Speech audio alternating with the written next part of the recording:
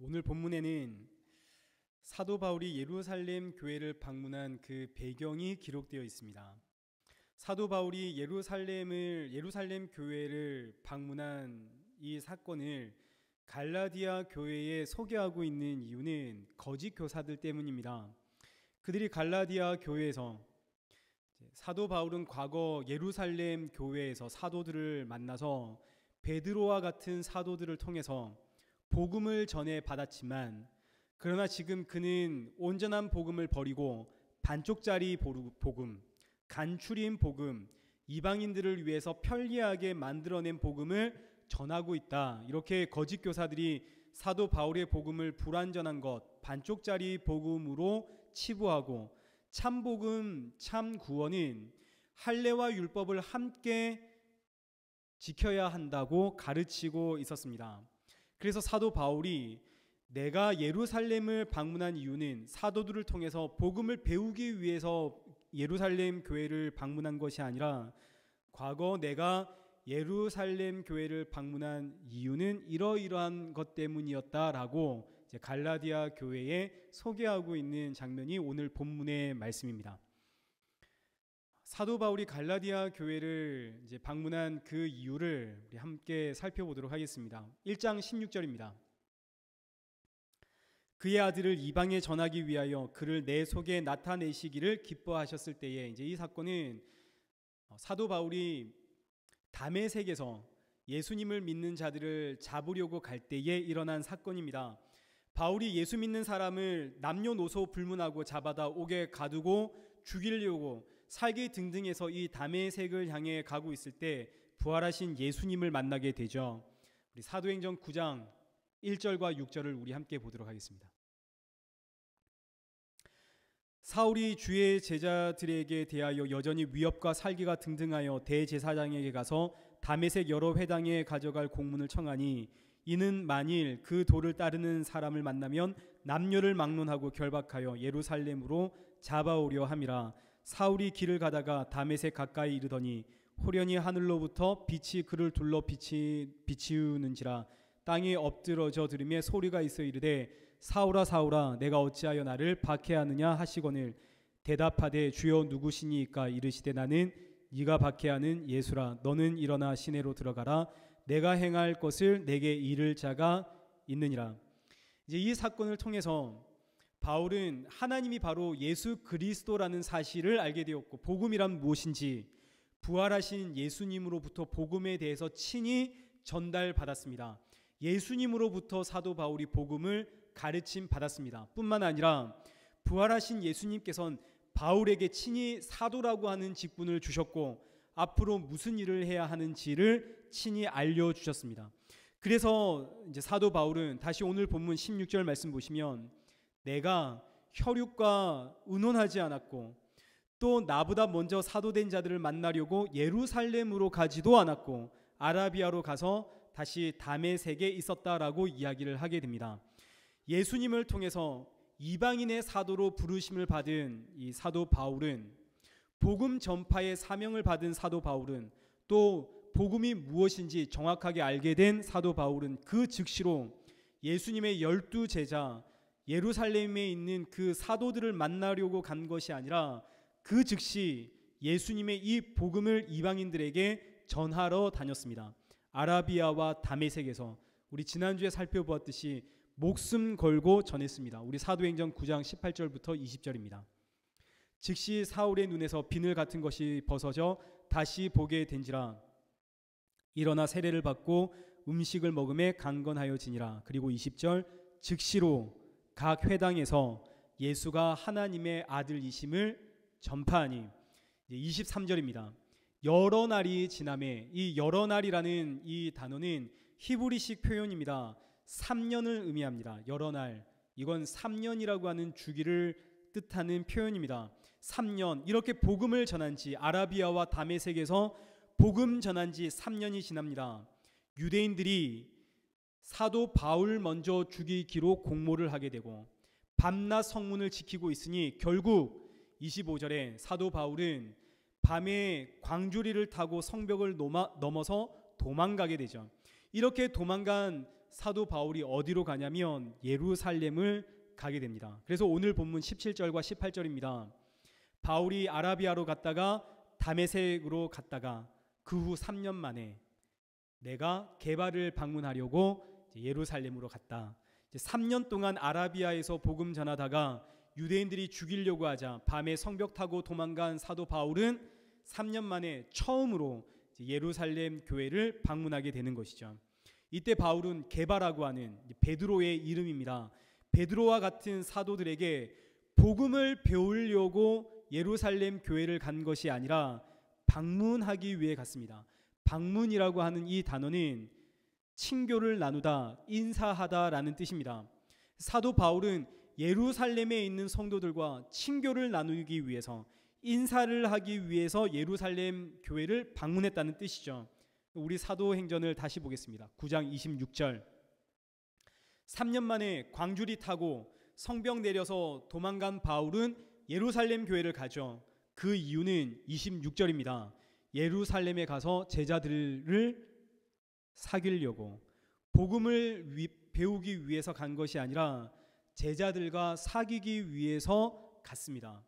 성도들과 교제하기 위해서 예루살렘을 찾아간 것이죠. 이것이 사도 바울이 예루살렘 교회를 방문한 1차 예루살렘 방문 목적입니다. 거짓 교사들의 주장처럼 복음을 배우기 위해서 간 것이 아니라 친교하기 위해 갔다 하는 것이죠. 그럼 이제 2차 예루살렘 교회를 방문한 이유는 무엇이었을까요? 우리 오늘 본문을 다시 한번 보겠습니다. 2장 1절. 그 후로 14년 만에 바울이 예루살렘을 다시 방문하게 됩니다. 14년 동안 사도 바울은 예루살렘 교회를 방문한 적도 없고 또 예루살렘을 간 적도 없습니다. 유대를 간 적이 없죠. 사도들 만난 적이 없습니다.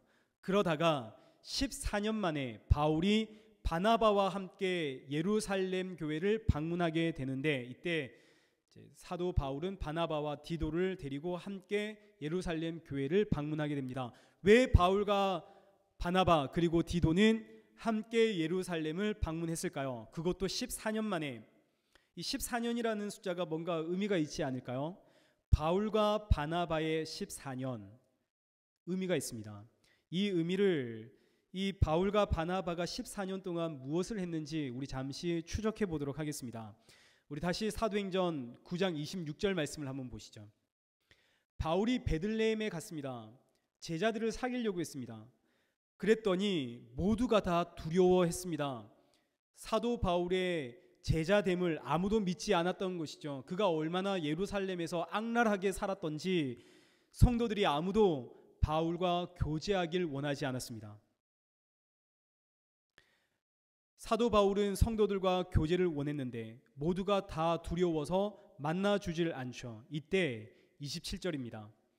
바나바가 직접 바울을 데리고 사도들에게 데려가죠. 그리고 바울이 어떻게 부활의 주를 만났는지, 주께서 그에게 무엇을 말씀하셨는지, 또 어떤 직분을 받게 되었는지, 또 이 사도 바울이 다메섹과 아라비아에서 어떻게 복음을 전했는지를 증언해 줍니다. 이 바나바로 인해서 사도 바울은 예루살렘에서 드디어 사도들과 그리고 성도들과 교제를 나눌 수 있게 됩니다. 그리고 나서 28절, 바울이 제자들과 함께 예루살렘을 출입하면서 예수님의 이름을 담대히 증언하기 시작하니 이 유대인들이 바울을 죽이려고 하죠. 그래서 30절 말씀을 보시면 형제들이 이 사실을 알고 바울을 다소로 보내게 됩니다. 바울은 본의 아니게 다소로 가야 했습니다. 물론 다소에서도 사도 바울이 복음 전하는 일을 계속했겠지만 안타깝게도 사도 바울의 이야기는 여기서 끝이 납니다. 아, 바울이라는 사람이, 예수님을 그토록 핍박했던 사람이 예수님을 더 뜨겁게 전하는 사람이 되었구나, 이 정도의 사실만 남긴 채 사도행전에서 사도 바울은 사라지는 거죠. 그런데 사도행전 11장 19절입니다. 스데반 집사님의 순교 이후로 예루살렘에 큰 환난, 핍박이 시작되었습니다. 성도들이 이리저리 흩어지게 되는데 흩어진 성도들이 복음을 전하기 시작합니다. 그런데 여기 아주 중요한 말씀이 하나 기록되어 있죠. 흩어진 성도들이 누구에게만 복음을 전했나요? 유대인에게만 복음을 전하죠. 여기에 대해서 제가 다시 설명을 하도록 하겠습니다. 이제 20절 말씀을 한번 보시죠. 유대인에게만 복음을 전했는데 이 와중에 몇 사람들이 헬라인에게도 예수님을 전하게 됩니다. 그러자 21절에 수많은 사람들이 예수님을 믿기 시작했습니다. 그러자 22절 예루살렘 교회가 이방인들도 예수님을 믿고 돌아온다라는 소식이 진짜냐 가짜냐 이걸 확인해야만 했습니다. 정말 이방인들도 하나님의 자녀가 될 수 있는가? 지금 저들에게 이방인들에게 일어나고 있는 이 복음의 역사가 과연 우리에게 일어났던 그 복음의 역사와 똑같은 역사인가? 근데 사실 이건 정말 충격적인 사건입니다. 유대 성도들에게요. 심지어 사도들에게조차 이건 충격적인 사건입니다. 왜냐하면 유대인들은 이방인들을 개처럼 여겼습니다. 그런데 그들도 개와 같은 이방인들도 예수님의 이 십자가 안에서 한 형제 자매가 된다는 것, 이건 상상할 수 없는 일이죠. 이건 엄청난 사건입니다. 충격적인 사건입니다. 엄밀히 말하면 받아들일 수가 없는 사건입니다.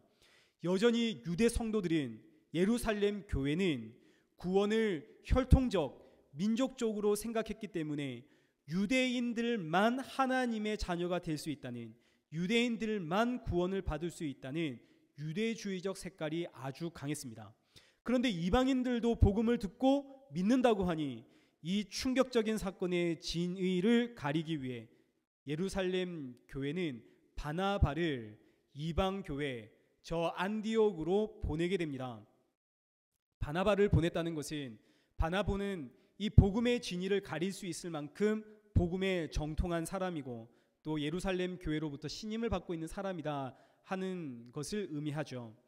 바나바가 이제 예루살렘 교회로부터 보냄을 받아서 그 소문의 현장인 안디옥 교회를 향해 갈 때 먼저 다소를 찾아가게 됩니다. 그리고 누구를 부르나요? 25절 바나바가 바울을 데리고 안디옥 교회로 가게 되죠. 우리 앞서 보았듯이 바나바는 바울이 이방인을 위해서 부름받은 하나님의 사도라는 것을 알았습니다. 그래서 바나바는 이방인들도 복음을 전해 들었다더라 라는 소식을 듣고 자신이 진위 확인을 위해서 보냄을 받게 되었을 때, 아, 이곳에는 내가 아니라 이방인의 사도로 부름받은 바울이 가야 할 자리다라는 것을 알았죠. 바나바는 하나님의 뜻이 무엇인지를 알았습니다. 분별했습니다. 그래서 바나바가 다소에 있는 바울을 데리고 함께 안디옥 교회를 가게 되고, 이 안디옥 교회에서 크리스찬이라는, 그리스도인이라는 신조어가 탄생하게 됩니다. 지금부터 우리는 유대인도 아니고 이방인도 아니고 우리는 크리스찬이다라는 신조어가 탄생을 하게 되는 것이죠.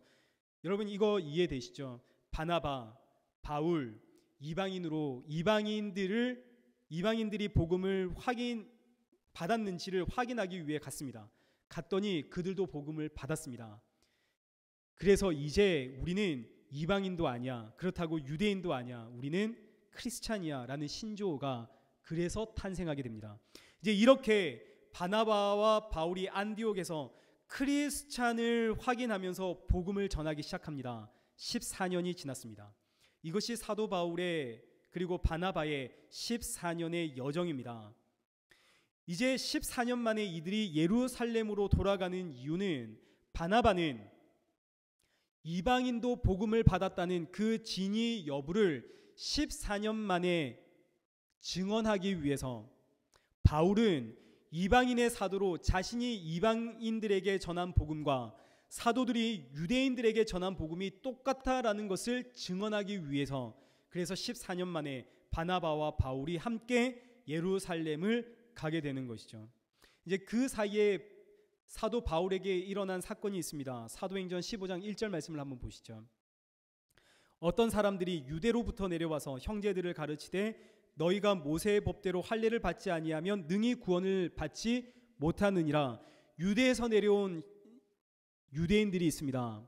유대에서 내려온 이 유대인들이 바나바와 바울이 복음을 전한 곳에 와서 성도들에게 할례 받지 않으면, 모세의 율법 지키지 않으면 구원을 받지 못해, 사도 바울의 복음은 반쪽짜리야 라고 이야기를 하니까 사도 바울은 예루살렘 교회에 가서 나의 복음과 예루살렘 교회 복음이 똑같다라는 것을 확증하기 위해서 14년 만에 내려간 것이고, 바나바는 이방 교회도 복음이 들어갔다 하는 사실을 알려주기 위해서 드디어 14년 만에 함께 내려가게 된 것이죠. 그런데 왜 하필 14년인가요?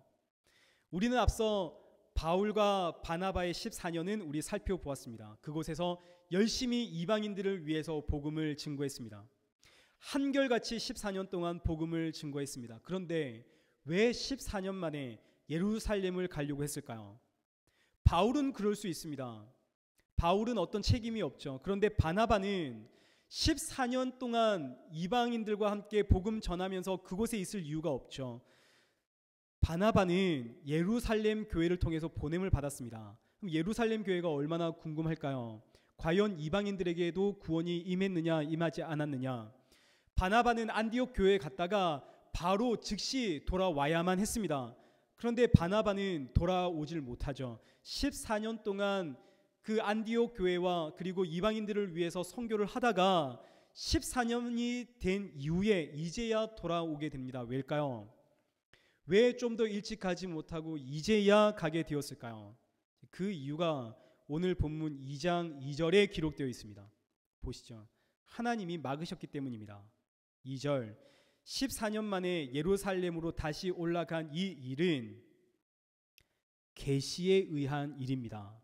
그럼 그동안은 하나님이 막았다는 뜻이죠. 하나님이 14년 동안 예루살렘 교회로 가지 못하도록 바나바를 막았다는 뜻입니다. 하나님께서 14년 동안 바나바가 예루살렘 교회에 보고하러 가야 되는데 이런 일 저런 일 이런 일 저런 일로 바나바를 예루살렘 교회로 가지 못하도록 막으시고 있다가 14년이 지난 이후에야 비로소 바나바와 바울에게 예루살렘 교회로 올라가라라고 하나님께서 친히 명령을 하십니다. 이거 왜일까요? 대체 왜 하나님은 더 일찍 가라 하지 않으시고 그렇게 막으시다가 이제서 가라 하실까요? 그 이유는 예루살렘 교회가 아직 복음을 정리하지 못했기 때문입니다. 예루살렘 교회에 문제가 있기 때문이죠. 그럼 이제 이 14년의 기간 동안 하나님께서 왜 예루살렘 교회를 방문하지 못하게 하셨는지, 14년 동안 예루살렘 교회에는 어떤 일이 있었는지를 우리 한번 추적해 보도록 하겠습니다. 사도행전 1장 8절을 한번 보시죠. 오직 성령이 너희에게, 우리 함께 읽도록 하겠습니다. 시작. 성령이 너희에게 임하시면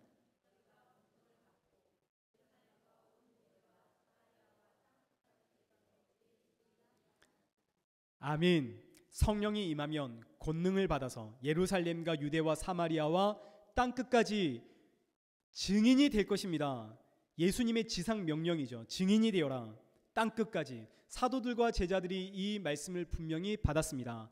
근데 문제는 사도들과 제자들, 우리는 예수님의 제자, 예수님의 증인, 복음의 증인이 될 것이야. 예루살렘과 유대와 사마리아와 땅끝에서 복음을 증거하는 복음의 증인이 될 것이야 라고 믿었습니다. 그러나 이들은 추호도 예루살렘과 유대와 사마리아와 땅끝에서 복음을 들을 자들이 이방 민족이라고는 생각을 못했습니다.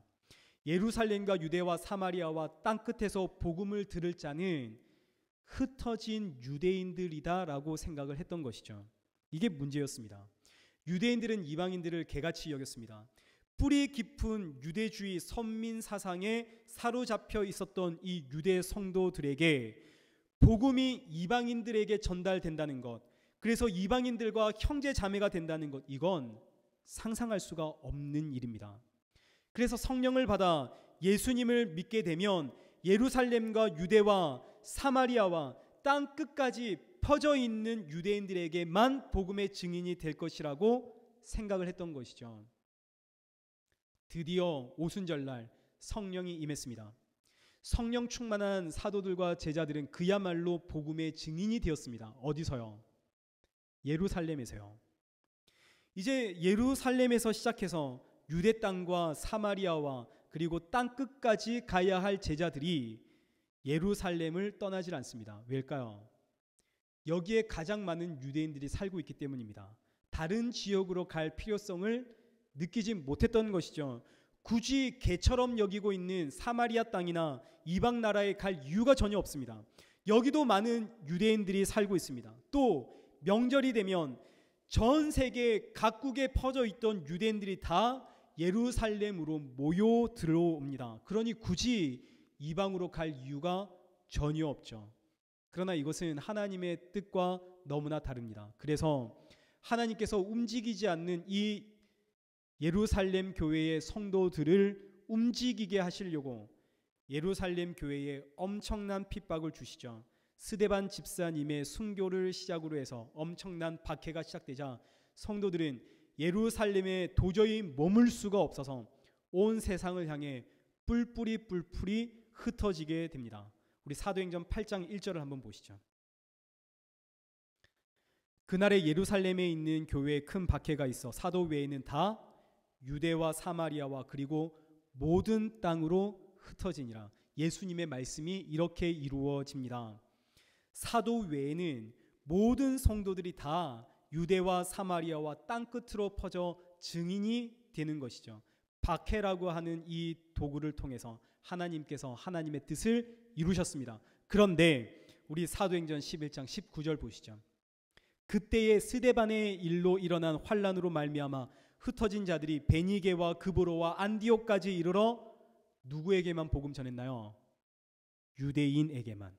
여전히 유대인에게만 복음을 전하고 있는 성도들입니다.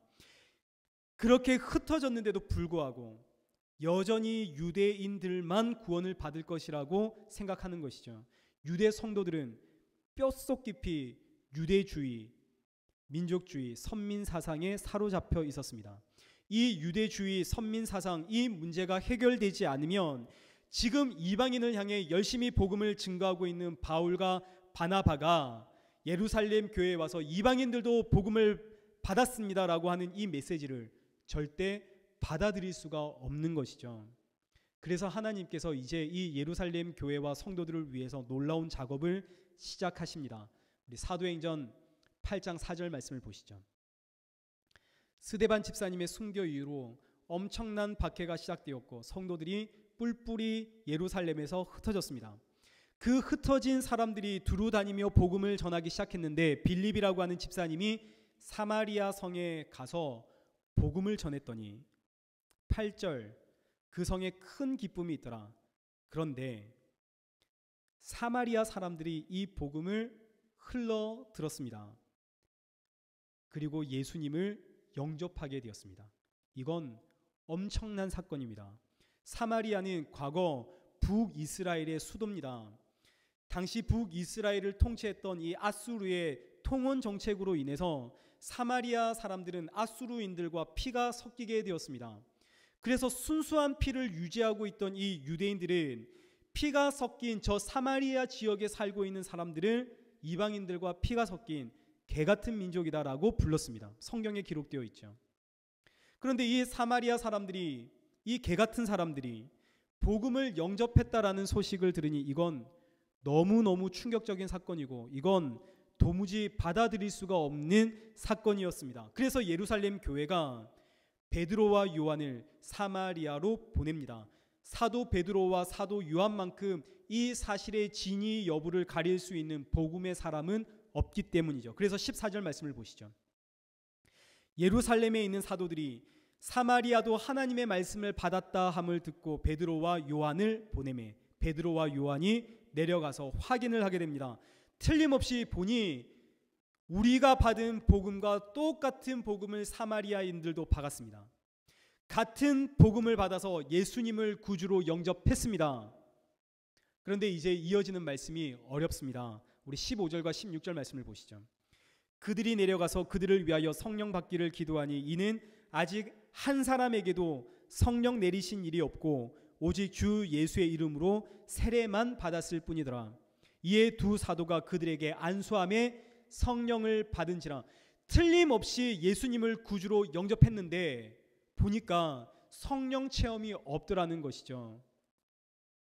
베드로와 요한이 보니 사마리아 사람들이 틀림없이 예수님을 구주로 영접을 했습니다. 틀림없습니다. 그런데 성령 체험이 없습니다. 이건 굉장히 이상한 사건이었습니다. 지금은 초대교회 시절입니다. 여러분 오해가 없으셔야 합니다.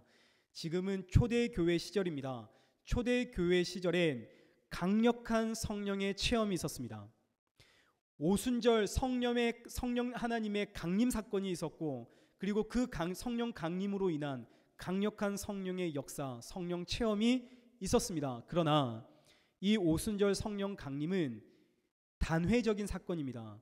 한 번 일어나고 그걸로 끝입니다. 성령 하나님 이 땅에 오셨죠. 그리고 돌아가셨나요? 다시 천국 가셨습니까? 그렇지 않으시죠. 오신 성령 하나님은 지금도 우리와 함께 이 땅에 계십니다. 그래서 또 다른 성령 강림이란 없죠. 마찬가지로 성령 하나님께서 임하실 때 사도들과 제자들은 강력한 성령 하나님의 역사를 경험하고 체험하게 됩니다. 그리고 복음이 이방인들에게 전달되어질 때, 이방인들에게 전달되어지는 이 복음이 유대인들에게 그 오순절 성령 하나님이 강림하셨을 때 받았던 그 복음과 똑같은 복음이라는 것을 확증시켜 주기 위해서 성령님께서 그 이방인들이 복음 들어가는 현장에 성령 강림의 그 역사와 똑같은 그 놀라운 성령의 강력한 역사를 경험하도록 보여주셨습니다. 그래서 이 성령의 체험은 유대주의에 사로잡혀 있었던 사도들과 그리고 제자들, 성도들, 그들의 그 사고와 생각과 가치관을 깨뜨려 부수기 위한 하나님의 방법이었습니다. 오늘날엔 초대교회와 같은 강력한 성령의 역사나 성령 강림이나 성령의 체험은 없습니다. 왜냐하면 신약 성경이 완성된 이후로 하나님께서 복음이 무엇인지를 분명하고 명확하게 우리에게 알려주셨기 때문입니다. 예수님의 말씀을 기억하셔야 합니다. 요한복음 20장 29절 말씀. 너는 나를 본고로 믿느냐? 보지 못하고 믿는 자들은 복되도다. 보지 못하고 믿는 자, 경험하고 체험하지 않고도 믿는 자, 그가 복되죠. 이것이 오늘날 성령님의 역사입니다. 오늘날 성령의 역사는 이 성경을 통해서 예수 그리스도를 알게 하고 믿게 함으로 입으로 예수님이 나의 구주이십니다 고백하게 하는 것, 이것이 성령 하나님의 역사입니다. 물론 예외가 있습니다. 특별한 경우가 분명히 있습니다. 오늘날도 여전히 초대교회와 같은 성령의 강력한 역사 체험들이 분명히 있습니다. 그러나 이것은 일반적인 것은 아닙니다. 그러나 아직 하나님을 알지 못하고 예수님을 알지 못하는 그런 곳에선 동일한 역사가 여전히 일어나고 있는 것은 틀림없는 사실입니다. 여러분 고린도 교회를 기억하셔야 합니다. 고린도 교회 수많은 은사를 가지고 이 은사들, 이것이야말로 복음의 능력, 성령의 능력, 성령 체험의 증거, 성령 세례의 증거라고 주장을 했으나 사도 바울이 한마디로 정리해 주죠. 참된 복음의 능력, 성령의 역사, 성령 세례, 성령 체험은 사랑이다. 사랑이라고 분명히 정리를 해주게 됩니다. 이제 다시 돌아가겠습니다. 베드로와 요한이 사마리아에 가서 보니 사마리아 사람들 역시 복음을 들었고 예수님을 영접했는데, 그런데 성령님의 역사는 없었습니다. 이건 당시 사도들에게 이상한 일입니다. 성령님이 임해야만 예수님을 영접할 수가 있는데 성령님이 임하지도 않았는데 예수님을 영접했다고 하니 이건 정말 이상한 일이죠. 그래서 베드로와 요한은 이들의 믿음이 과연 하나님으로부터 온 것인가 아닌가 확인할 바가 없어서 그들을 위해 기도를 하게 되는데 17절 보시죠. 그 순간 성령이 임했습니다. 온 성도들이, 온 예루살렘 교회가 기둥같이 여기고 있는 사도 베드로와 사도 요한, 그들의 눈앞에서 사마리아 사람들이 성령 체험을 하게 됩니다. 이건 하려고 해도 부인할 수가 없는 사건이 된 것이죠. 사도 베드로와 사도 요한의 그 눈앞에서 사마리아 사람들에게 성령을 부어 주심으로써 베드로와 요한은 사마리아인들에게도 복음을 전하라는 하나님의 강력한 메시지구나라는 것을 깨닫게 됩니다. 사마리아에 살고 있는 유대인뿐만 아니라 사마리아에 살고 있는 사람들에게도 복음을 전해야 하는구나. 그런데 이걸로는 이방인들에게도 복음을 전해야 한다라고 생각하기엔 좀 무리가 있습니다. 왜냐하면 사마리아 사람들은 일단 피가 섞였습니다. 절반의 피가 섞였죠. 절반은 유대인이기 때문입니다. 피가 섞였으니 저들을 구원하는 것이 하나님의 뜻이구나 라고 생각을 하게 된 것이죠.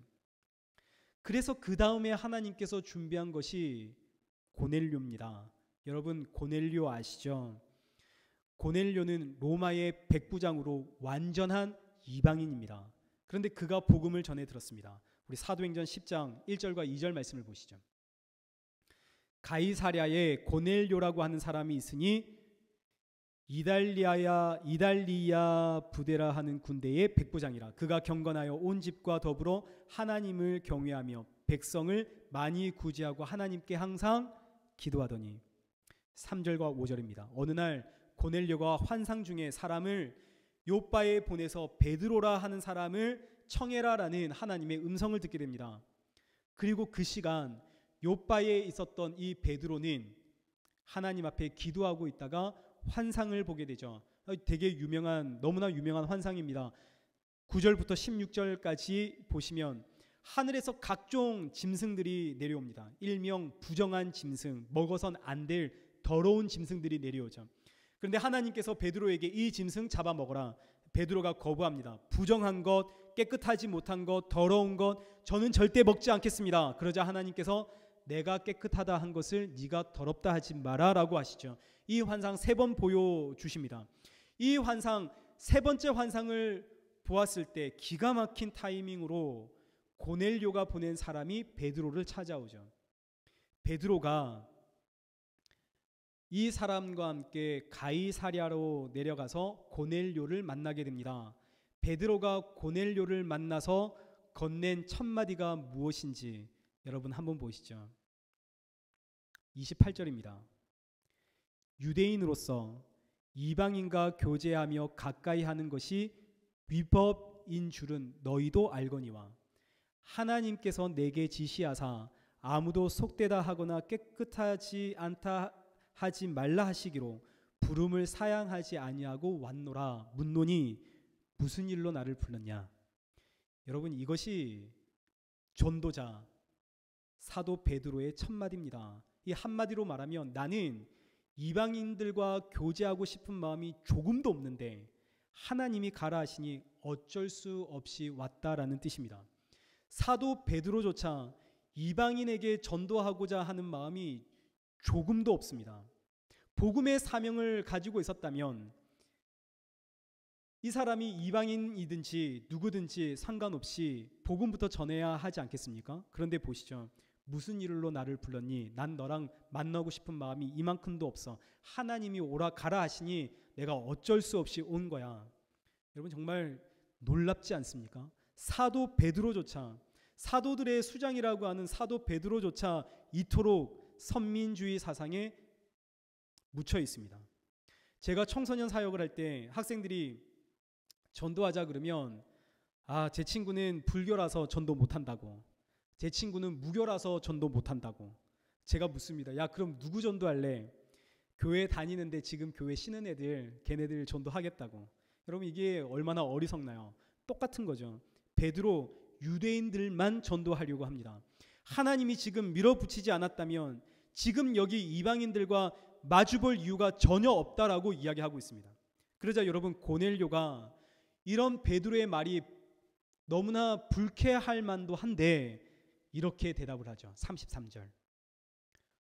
오셨으니 잘 하셨다고. 오셨으니 잘 하셨다고. 이제 우리가 당신을 통해서 하나님의 모든 것을 듣고자 한다고. 그러자 베드로가 고넬료에게 어떻게 말하는지 보시죠. 39절과 41절입니다. 여전히 베드로는 복음 전할 마음이 없습니다. 39절에서 41절. 예수님이 나무에 달려 죽었고 하나님이 다시 살리셨는데 부활하신 이 예수를 모든 백성이 본 것 아니다. 우리만 봤다. 그리고 43절.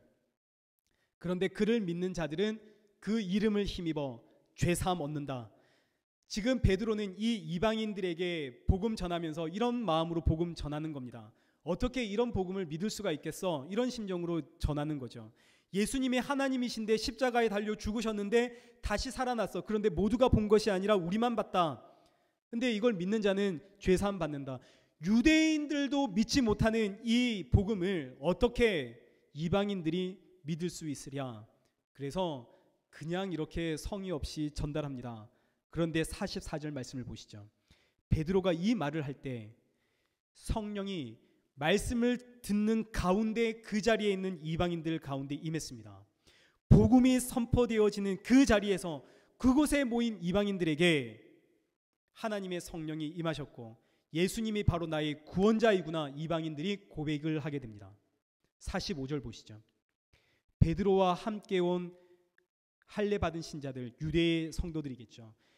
사도 베드로와 함께 온 유대 성도들이 이방인에게도 성령 부어 주심으로 말미암아 놀라고 말았습니다. 놀랐다, 심히 놀랬다, 아주 까무러칠 만큼 놀랬다라는 뜻입니다.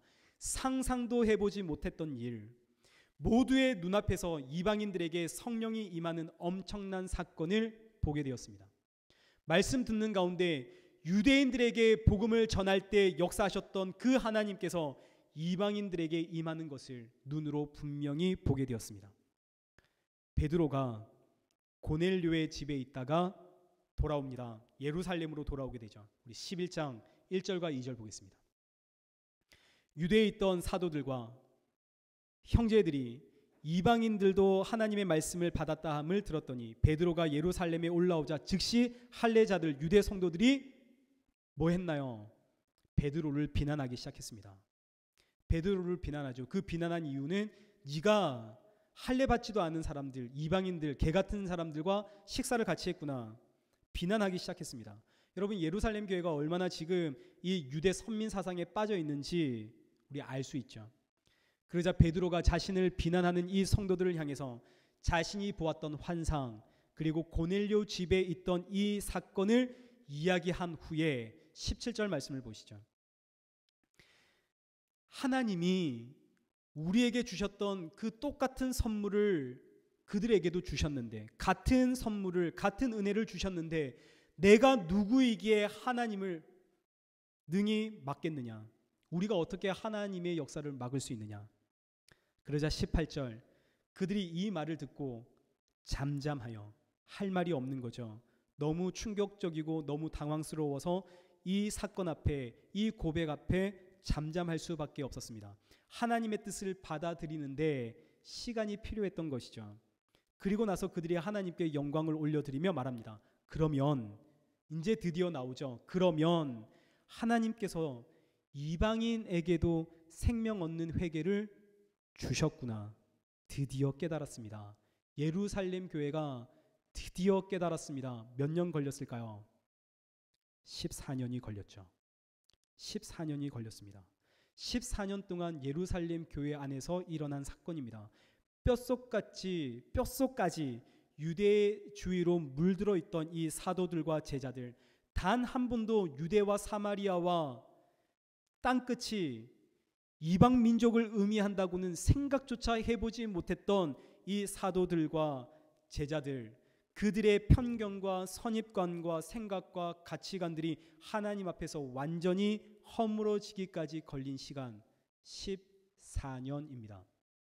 만약 바나바와 바울이 조금만 더 일찍 예루살렘 교회를 방문하게 되었다면 예루살렘 교회가 이방인들에게 복음 전하고 있는 이 바울과 바나바의 복음 받아들일 수 있을까요?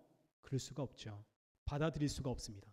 14년, 사도들과 예루살렘 교회 성도들의 생각, 그 가치가 완전히 무너지자 하나님께서 바울과 바나바를 예루살렘 교회로 보내십니다. 왜 더 일찍 보내지 않았을까요?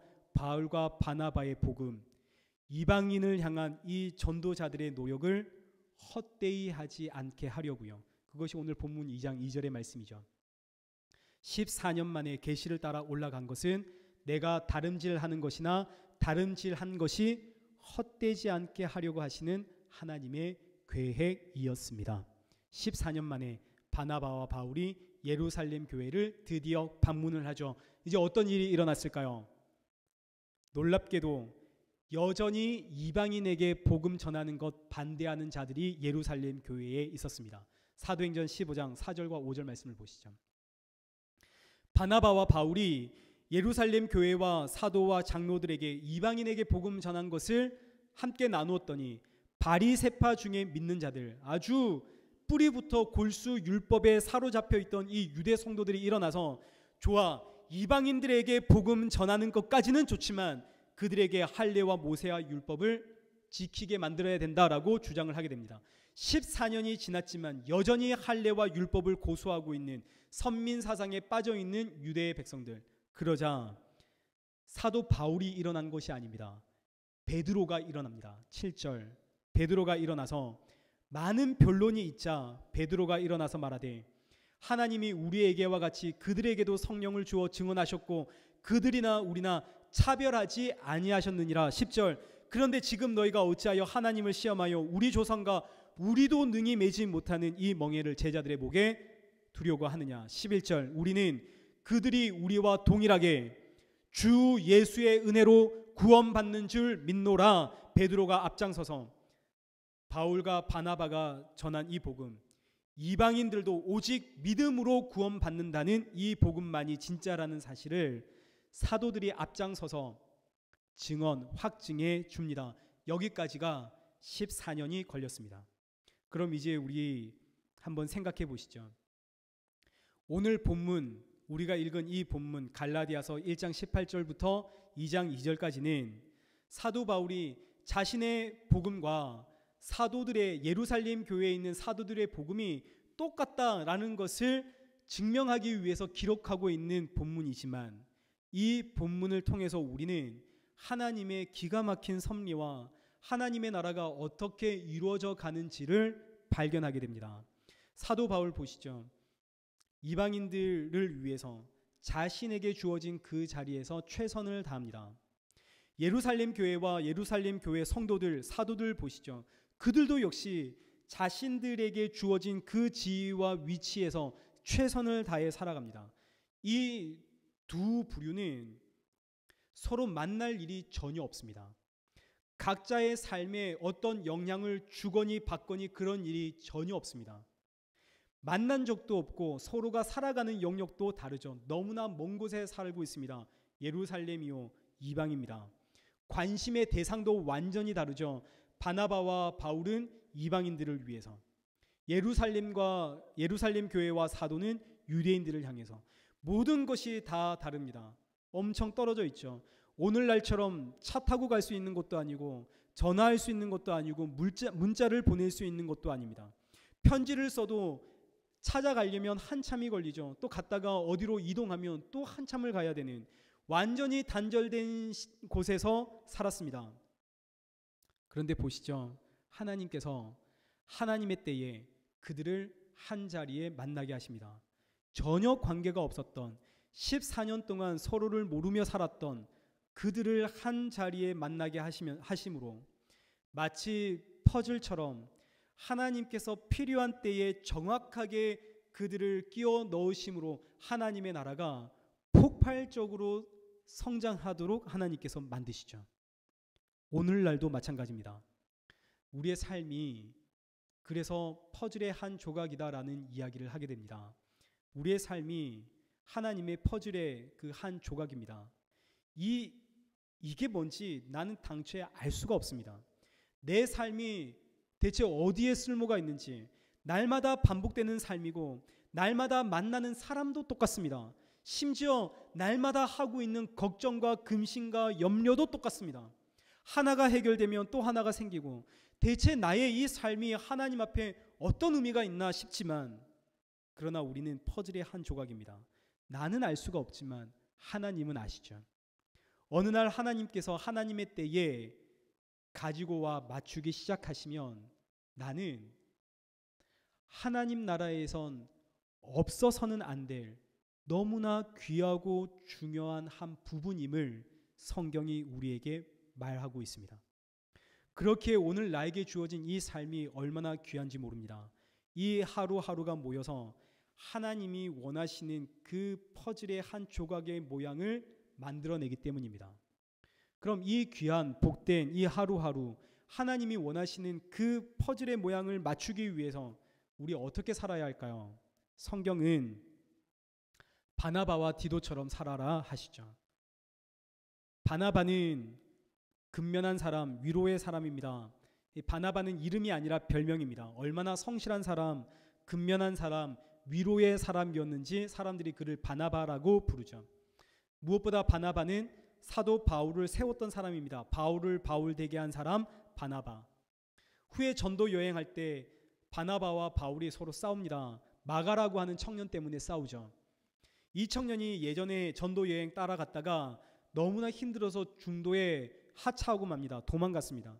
후에 다시 전도 여행을 가려고 하니까 마가가 따라 나서죠. 사도 바울은 마가 못 데려간다. 바나바는 데려가야 한다. 기회를 한 번 더 줘야 된다. 둘이 싸우다가 헤어지게 됩니다. 바나바는 실라라는 사람을 데리고 가고, 그리고 바나바는 이 마가를 데리고 가죠. 바울의 입장에서 마가는 불성실한 사람, 책임감 없는 사람입니다. 그런데 바나바가 이 마가를 붙잡고 훈련을 시키죠. 그리고 후에 마가는 성경 역사 가운데 가장 중요한 사람 중에 한 사람, 그리고 사도 바울에게 없어서는 안 될 믿음의 동력자로 성장하게 됩니다. 바울을 세운 사람도 바나바, 마가를 마가 되게 한 사람도 바나바입니다. 따라서 바나바는 성실한 사람, 위로한 사람, 위로하는 사람, 격려하는 사람, 끊임없이 사랑을 주는 사람, 사람을 세우는 사람 바나바. 디도는 어떤 사람일까요? 디도는 언제나 예하는 사람입니다. 하나님 앞에서 아멘하는 사람이죠. 성경을 가만히 보시면 바울이 언제나 디도를 찾습니다. 고린도 교회에 1차 편지를 써서 보낼 때도 디도에게 보내고, 디도가 돌아오자마자 고린도 교회에 2차 편지를 써놓은 것 다시 줘서 보내죠. 항상 디도는 예하고 순종합니다. 바울이 그레데 섬에 들어가서 교회를 개척하고 나와서 이 교회 디도에게 맡기자 디도 불평하지 않고 아무도 맡으려고 하지 않는 그 섬의 감독직을 맡게 되죠. 디도는 언제나 이해하는 사람, 가장 힘들고 모진 일, 이거 누구에게 부탁해야 할까? 바울의 머릿속에서 먼저 생각나는 사람 디도, 충성하는 사람, 이해하는 사람. 그럼 바라바와 디도처럼 사는 삶이란 어떤 삶인가요? 성실한 사람, 위로하는 사람, 격려하는 사람, 사랑 주고 사람을 세우는 사람, 순종하는 사람, 늘 이해하는 사람, 충성하는 사람. 여러분, 이게 결국 뭐 이야기하는 걸까요? 여러분, 이게 결국 뭘 이야기하는 겁니까? 바나바와 디도의 공통점 뭔가요? 바나바, 디도, 바울의 공통점, 바나바와 디도, 바울, 베드로, 예루살렘 교회와 성도들의 공통점 뭔가요? 전도자입니다. 복음을 위해, 예수님을 위해 살았던 사람들이죠. 따라서 나에게 주어진 이 귀중한 하루하루를 바나바와 디도처럼 산다는 것은 예수님을 위해, 십자가를 위해, 복음을 위해 전도자의 삶을 살아라 라는 뜻입니다. 이것이 본문을 통해서 오늘 저와 여러분에게 주시는 하나님의 말씀입니다. 오늘 이 하루 하나님을 위해 전도자가 되시길 축복합니다. 말씀 맺겠습니다. 우리의 삶은 너무나 귀하고 귀중한 삶입니다. 늘 반복됩니다. 늘 똑같습니다. 그러나 이 하루하루가 모여서 하나님의 나라를 맞추는 한 조각이 되어집니다. 그런데 하나님이 원하시는 이 퍼즐의 모양은 나에게 허락되어 있는 이 모든 날들이 다 모여서 만들어지는 것이 아닙니다. 오직 전도자의 삶을 산 그 하루하루가 모여서 이루어집니다. 바나바와 바울, 그리고 디도, 베드로, 예루살렘 교회의 성도들, 그들의 삶을 보시죠. 모두 다 전도자로서 치열한 14년을 보냈습니다. 전도자로 살았던 그 치열한 14년의 하루하루가 모여서 하나님이 원하시는 모양을 갖추었죠. 어떤 분이 저에게 목사님은 예수님 믿어서 가장 많이 달라진 것이 뭡니까? 라고 저에게 물어보셨습니다. 예수님 믿어서 달라진 건 많죠. 여러분, 예수님 믿어서 무엇이 달라지셨나요? 이런 질문 갑작스럽게 들으면 참 당황됩니다. 여러분, 예수님 믿어서 달라지는 것 많습니다. 그러나 외적으로 보이는 것은 세 가지입니다. 말, 표정, 행동이 달라집니다. 예수님 믿어서 너의 말과 너의 표정과 너의 행동이 멋있어졌는데, 여러분, 이것이 예수님 믿는 그리스도의 냄새를 풍기는 것이죠. 예수 믿어야 된다고, 예수님 믿고 구원받아야 된다고 소리 높여 외치기는 했습니다. 그런데 그 소리 높여 외치는 것만큼 내 표정과 내 말과 내 행동이 따라주지 못하면, 예수 믿는 냄새를 풍기지 못하면 오히려 하나님의 명예가 땅에 떨어질 뿐입니다. 이런 삶을 통해선 하나님이 원하시는 그 퍼즐의 모양이 갖춰지지가 않습니다. 이런 삶은 퍼즐의 모습으로 이 모습이 완성되기까지는 시간이 여러분 오래 걸립니다. 복음을 위해 그토록 치열하게 살았던 바울과 베드로 14년 만에 모양이 갖추어졌는데 오늘 우리 얼마나 많은 시간 걸리겠습니까? 오늘 우리 어떻게 살아야 하겠습니까? 사랑하는 성도 여러분, 이 한 주 단 하루도 빠짐없이 하나님이 원하시는 바로 그 모양을 갖춰가는 전도자의 하루를 사시길 축원합니다. 여러분의 그리고 나의 말과 표정과 행동이 복음을 위해, 하나님을 위해 날마다 멋있어지는 우리 이레교회 성도들 되시길 축원합니다.